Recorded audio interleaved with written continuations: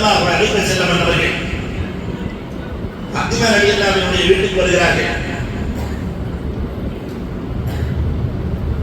அம்மா ஃபாத்திமா பசியாக இருக்கிறது என்று சொல்லிவிட்டு பெருமானார் சென்று விட்டார்கள். பெருமானாருக்கு பசி. ஃபாத்திமா ரலியல்லாஹு அன்ஹா அலி ரலியல்லாஹு வருகிற போது 2 ரொட்டியை கொண்டு வருகிறார்கள். ஒரு ரொட்டியை 2 துண்டாக ஆக்கி ஃபாத்திமா ரலியல்லாஹு தஆலா ஹசன் ரலியல்லாஹுக்கு ஒரு துண்டு, ஹுசைன் ரலியல்லாஹுக்கு ஒரு துண்டை கொடுத்து விடுகிறார்கள். மீதி இருக்கிறது 2 துண்டு.